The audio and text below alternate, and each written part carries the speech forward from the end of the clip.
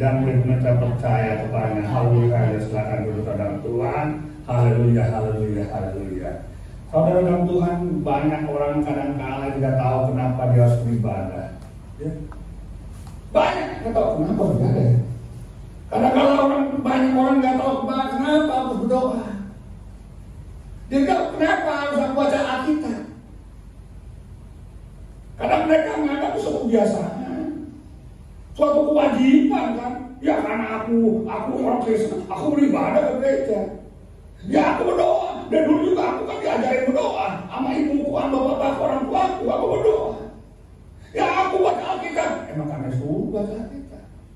Jadi kadang-kadang sebagian orang berangkat itu suatu kebiasaan, suatu kewajiban.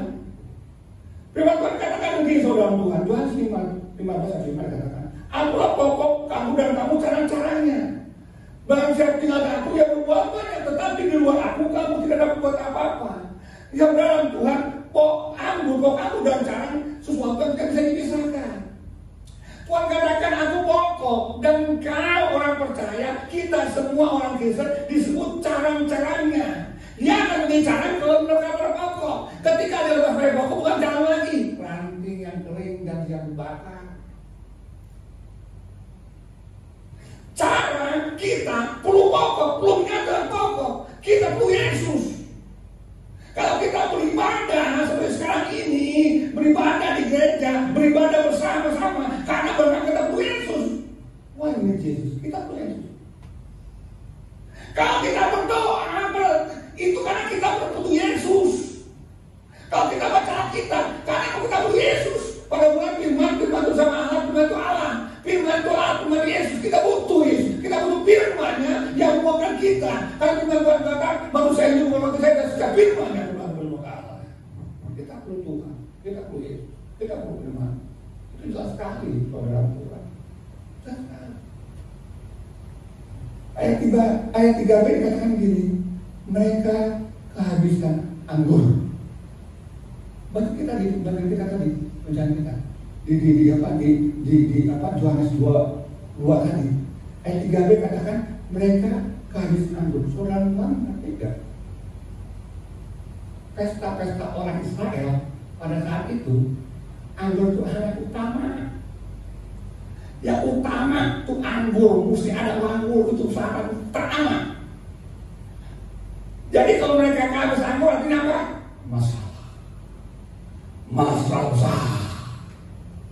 Masalah besar bagi pribadi masing-masing dari anggota perempuan, keluarga perempuan, baik dari keluarga laki-laki. Masalah besar. Masalah juga perkawinan itu masalah. Artinya apa?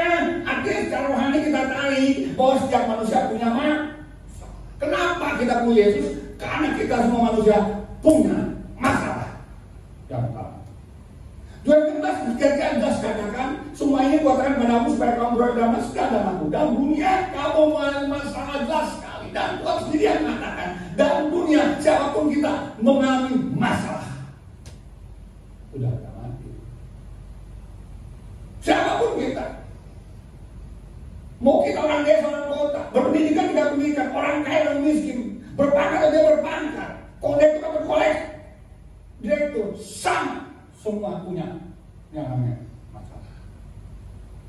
Ya sudah, kita perlu Yesus. Ya puji Tuhan. Mereka mengundang Yesus dalam perkawinan. Diundang Yesus. Puji Tuhan. Pasti pada situ mereka undang Yesus. Yesus menyelesaikan masalah. Dalam pribadi kita ada masalah. Secara pribadi, secara keluarga tetap ada masalah, bos. Bagaimanapun ada masalah.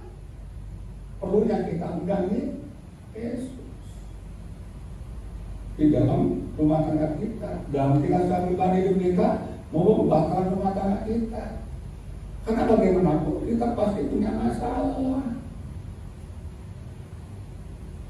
Undang Yesus itu hal yang tepat, dan itu dilakukan oleh yang punya pesta.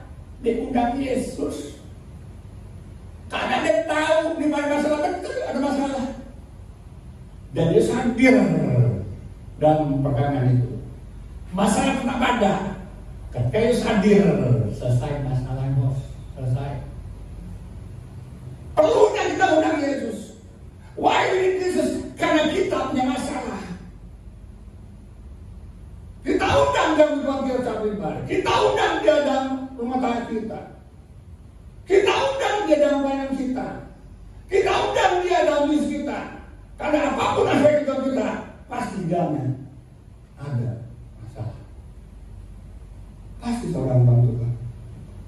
Karena Tuhan izinkan, kenapa sih? Kok kita ada masalah? Kita kan undang-undangnya dalam hidupku ada masalah juga. Ya. Dalam perkara saudara Tuhan, dalam perkara itu mereka undang Yesus. Ada masalah? Ada, tetap ada masalah. Dalam hidup kita ini saja kita undang Yesus. Setiap hari kita berdoa, Tuhan, tolong hidupku Tuhan, supaya jalanku Tuhan. Terus nggak ada masalah, tetap ada masalah bos. Tuhan, tolong campur bisnisku, pekerjaanku, terus nggak ada masalah, tetap ada masalah. Tuhan, untuk campur dalam pelayananku, Tuhan kemarin kau sertai, kau berkati, tetap ada masalah. Tetap.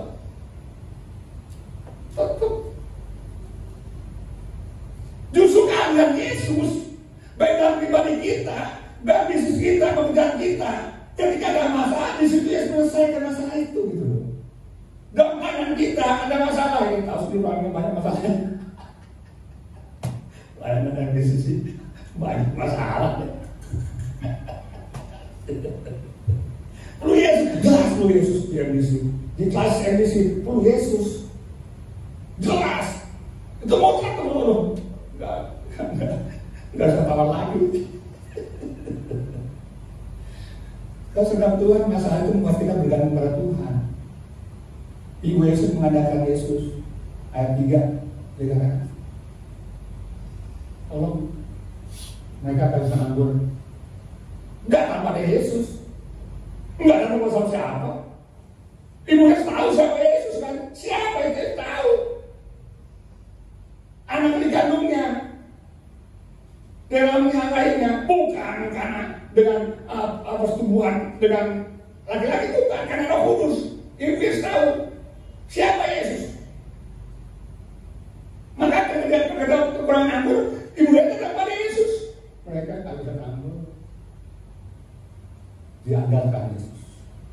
Mesti mengandalkan Yesus. Karena masalah membuat kita untuk kita bergantung mengandalkan Tuhan. Jeremia 17:1-2-8 tidak demikian. Dia berkatalah mengandalkan Tuhan dan menaruh harapnya pada Tuhan. Kenapa masalah dalam hidup kita walaupun kita undang Yesus? Kenapa masalah dalam rumah tangga kita walaupun kita undang Yesus? Kenapa ada masalah dalam pelayanan kita walaupun kita undang Yesus? Supaya kita mengandalkan Dia, bos. Andalkan Yesus. Ya kita katakan udah pelayanan udah ada bujangan pelayanan, udah aja, udah ngerti pelayanan, ngerti, udah tahu tuh masalah pelayanan, ngerti lah, khotbah juga ngerti, buat wajah ngerti, enggak gitu. Tetap butuh Yesus. Sengerti-ngerti lo pelayanan, jago lo tentang pelayanan, udah boleh bujangan, tetap perlu Yesus. Karena jalannya ada masalah juga. Sejago-jago yang khotbah juga perlu Yesus. Bisa juga khotbah kita tetap pelintir gimana. Ya kan, misalkan kalau udah salah khotbah misalnya makan, wah bahaya bos, jemaat bahaya. Ya kan? Dan rumah tangga juga gitu, tetap orang Yesus, andalkan Tuhan. Ya kan? Istri mengandalkan Tuhan Yesus, suami mengandalkan Tuhan Yesus. Ya. Seberapapun mereka sudah berumah tangga, setahun 2 tahun bahkan 10 tahun pun tetap. Walaupun udah ngerti gue mas, udah ngerti istri gue, udah ngerti suami gue, belum tentu tetap aja ada gesekan bos, ada gesekan. Perlu Yesus di situ. Itu menyelesaikan masalah kita, rumah tangga kita, bisnis kita. Oh udah ngerti bisnis gue tuh, bisnis gue udah tahu, udah paham benar bisnisnya. Bukan lancar-lancar aja saya bilang, besok ada masalah. Perlu Yesus, untuk tangan Yesus. Perlu Yesus, perlu. Kenapa? Ada masalah? Karena supaya kita mengadakan Tuhan. Kenapa masalah? Karena kita membuat kita berseru pada Tuhan, berdoa gitu. Yeremia 3:3 berseru pada aku, maka aku menjawab. Ya kan? Kemudian Lukas 18:1 menggambarkan supaya kita tidak jemu berdoa. Tuhan mengajak kita untuk berdoa, nggak berjemu. Tuhan berdoa kita, mengajak kita berseru padanya. Mintalah malah berikan pada cari dan pada ketuklah pintu dia akan bagimu. Siapa minta minimal mencari mendapat masuk baginya pintu dibukakan. Tuhan yang kita berdoa, Tuhan yang kita dalam Tuhan. Itu maksudnya masalah terjadi dalam hidup kita. Ketika masalah di perkawinan di kana itu kan mereka datang pada Yesus kan. Kalau mereka ada masalah datang pada Yesus kan? Enggak. Kalau nggak ada masalah nggak ada Yesus pada Yesus. Nggak ada pelanggan juga.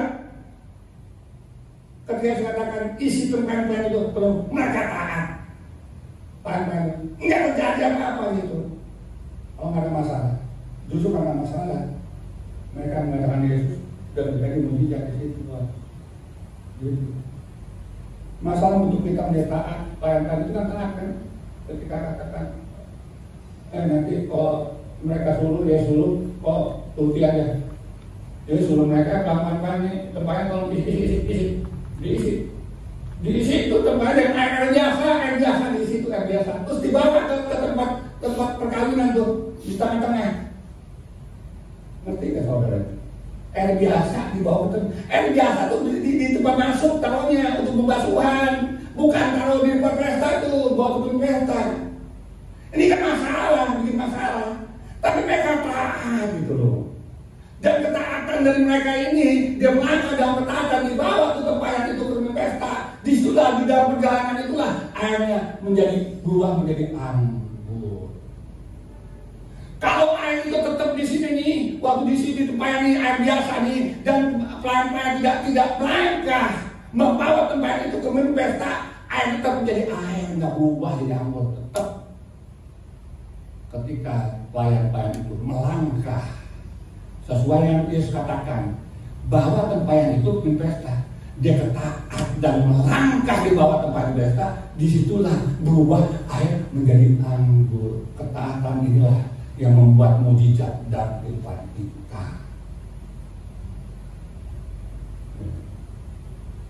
Masalah izinkan untuk kita belajar taat pada Tuhan, taat pada firman-Nya.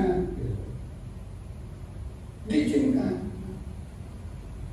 Oh dalam Tuhan, firman Tuhan katakan Matius 24:13, barang siapa setia dan taat padaku akan selamat. Selamatlah.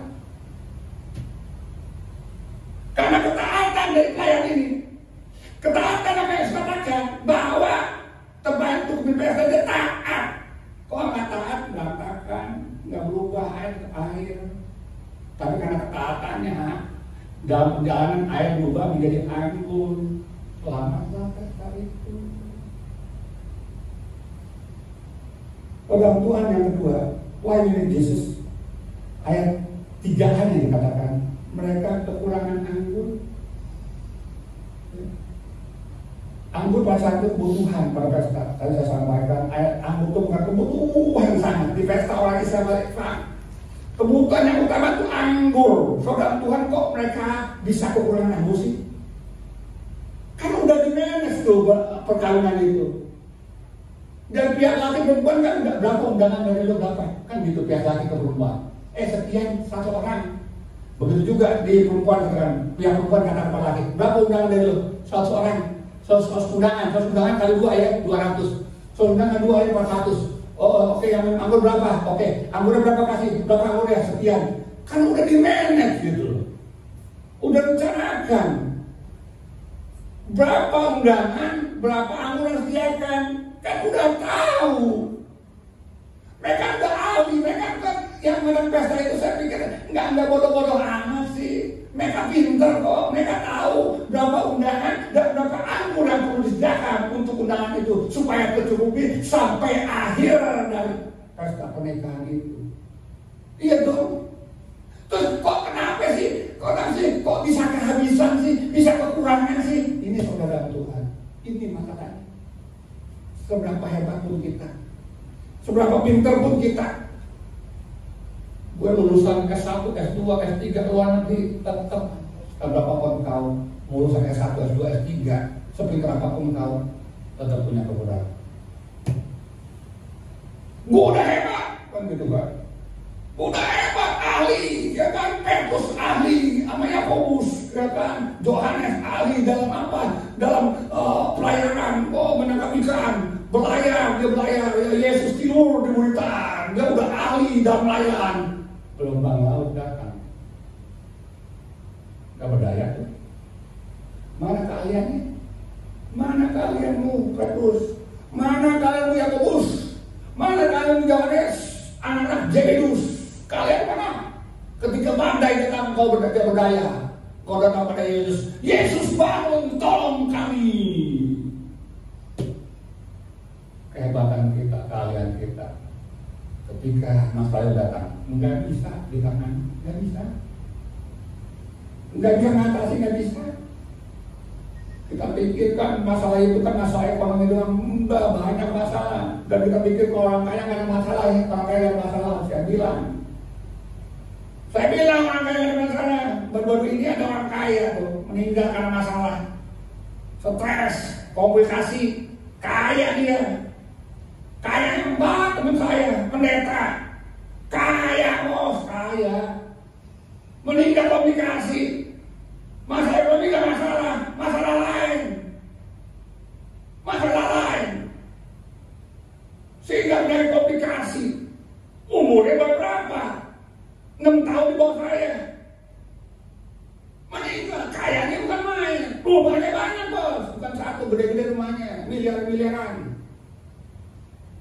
Kita pikir dengan kita banyak uang selesai masalah. Enggak kawan, enggak, tetap masalah ada, tetap masalah. Terus bapak kita perlu Yesus,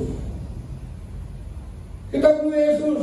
Sehebat apapun kita, sekaya apapun kita, sepintar apapun kita, sejago apapun kita, Petrus jago, dapat layan, tetap ada masalah. Dia bangunkan Yesus, dia perlu Yesus. Dia bilang, Tuhan tolong aku Tuhan. Itu yang Tuhan mau. Undang Tuhan dan teriak, Tuhan tolong aku. Itu yang Tuhan mau, saudara Tuhan. Kebutuhan Daniel, kita lihat Daniel kaya gak? Daniel di kerajaan Nebukadnezar, di negara Persia. Dia kan sampai kerajaan Persia, dia kan. Dan Daniel dia tetap pejabat tinggi, kurang apa? Tapi Tuhan katakan dari 3 hari sehari datang memuji menyembah Tuhan. Tetap dia perlu Tuhan, tetap dia perlu Yesus, perlu Allah. Dia tetap dia datang memuji menyembah Tuhan, datang menyembah Tuhan karena dia tahu dia perlu dia namanya Allah untuk mengisi kehidupan rohaninya. Kebutuhan kita bukan hanya jasmani, bukan materi, tapi kebutuhan rohani. Kita perlu Yesus. Ya kan? 3 kali sehari di Daniel 6:11, 3 kali sehari berdoa memuji Allahnya. Saudara, Tuhan firman Tuhan kan masuk makan manusia itu bukan roti saja, tapi firman dari Allah. Bukan roti bicara makan minum, bicara materi, cukup belum materi, makan minum kenyang, 3 kali sehari makan kenyang semuanya, enggak ada kekurangan sama materi. Tapi bukan itu saya firman Tuhan katakan. Kau perlu firman Tuhan. Kita perlu Yesus. Kita perlu firman itu. Pada mulai firman itu sama-sama dengan Allah. Firman itu adalah Allah. Firman itu Allah. Allah yang menjadi manusia, menjadi Tuhan Yesus. Kita perlu firman itu Yesus. Karena kita tahu setiap kita punya kekurangan. Ya. Kita lihat juga bagaimana Daud hidupnya walaupun sudah menjadi raja, tetap dia 3 kali sehari memuji Tuhan. Itu tetap, itu habit, itu udah karakternya. 7 kali sehari memuji menyembah Tuhan. Karena dia tahu dia perlu Allah. Walaupun dia udah jadi raja, tetap dia perlu Yesus. Dia perlu Tuhan, dia perlu Allah. Dan itu.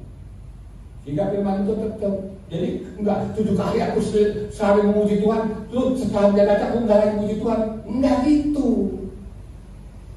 Tetap kebiasaan itu yang dari padang gurun ya, yang dari gembala domba sampai dia raja Israel, tetap kebiasaan itu lakukan.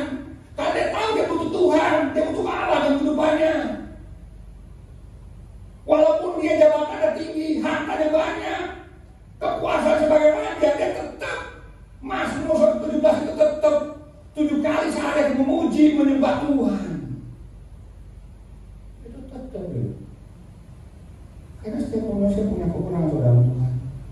Dan Mazmur berkata juga, seperti rusa itu sungai menjiwaku dengan engkau. Kebutuhan akan Tuhan sangat dalam diri Daud.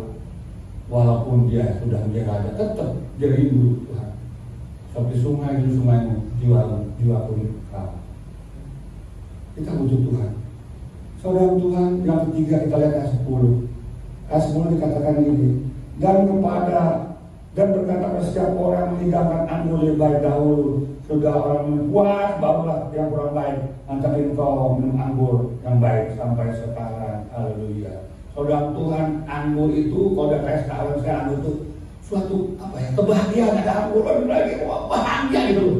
Kita bisa bayangkan, benar. Kita bayangkan. Dan pesta anggur lagi tambah anggur, suatu kebahagiaan. Walaupun pestanya panjang mungkin nggak apa-apa.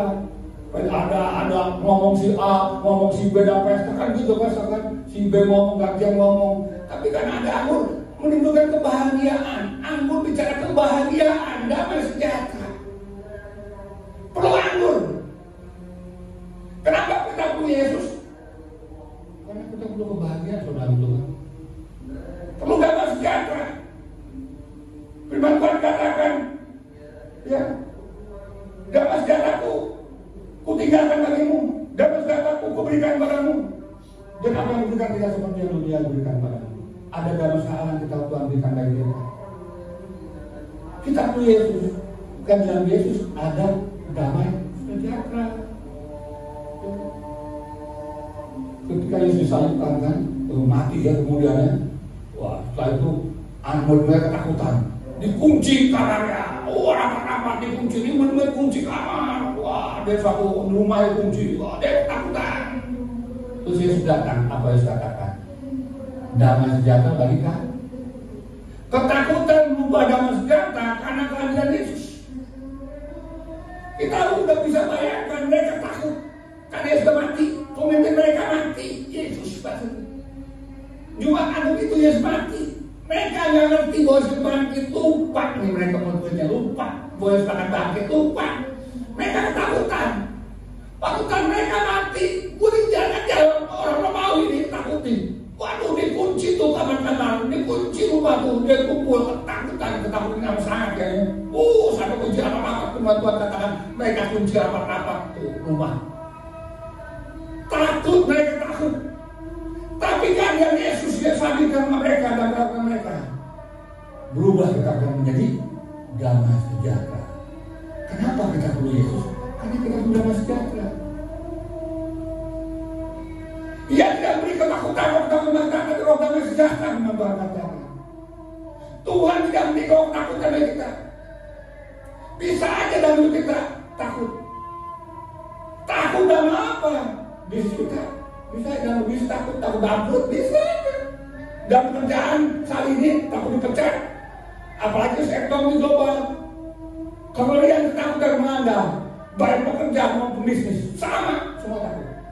Pemimpin takut juga. Resesi global, ngeri juga. Bagaimana nanti ekonomi apa bisa kegulung, bisa hancur, bisa bangkrut. Ngeri semua ketakutan. Yang pekerja juga takut. Kalau kantornya dan pekerjaannya bangkrut itu yang tempat pekerja, berarti dari PHK, ngeri juga. Bangkrut, ngeri. Semua pada ketakutan. Kenapa? Karena keadaan dunia ini berubah. Itu sebabnya kita perlu Yesus. Di dalam ketakutan itu justru hadir gitu loh. Perlu keadaan Yesus dalam ketakutan itu. Sehingga keadaan Yesus berubah ketakutan kita menjadi damai sejahtera bagi kami. Luar biasa. Karena keadaan Yesus itu bisa berubah. Di sekitar mungkin yang marit bisa pulih kembali. Pekerjaan kita akan jelas, bisa jelas. Rumah tangga kita mungkin ada masalah, bisa pulih kembali. Karena Yesus ada di dalamnya. Ada damai sejahtera Tuhan berikan buat kita. Luar biasa. Dia tidak memberi ketakutan, tapi roh damai sejahtera, sukacita buat kita semua. Saudara yang terakhir, kenapa kita perlu Yesus? Ayat 11 tadi dijelaskan di sini. Ayat 11. Hal itu buat istiqamah yang di Galilea. Sebagai yang pertama ada tanda-tandanya, dan dengan itu yang telah menyatakan kemuliaannya dan lebih percaya kepadanya. Ada saudara Tuhan. Ketika air itu menjadi anggur, ketika perkawinan itu diselamatkan oleh karena Tuhan ada di dalamnya. Saya bisa bayangkan, kalau saja Yesus nggak ada, kalau saya Yesus nggak ada, jelas dalam perang itu mereka kekurangan anggur, oke? Dan kalau kekurangan anggur, saudara kita bisa bayangkan, ribut itu. Dari pihak laki akan menyalahkan pihak perempuan. Lu sih nggak siapkan anggurnya, lu sih bawa undangan banyak. Kamu sih yang dia perempuan juga menyalahkan laki sama, saling menyalahkan, yang perempuan menyalahkan laki, yang laki menyalahkan perempuan. Kamu sih juga nggak siapkan anggurnya. Kamu nggak boleh tahu berapa undangan yang datang. Berantakan itu, ribut mereka. Perkawinan itu akan berantakan, hancur. Tapi kehadiran Yesus yang membuat itu air menjadi anggur. Selamatlah perkawinan itu. Saudara Tuhan, kehadiran Yesus membawa keselamatan buat kita.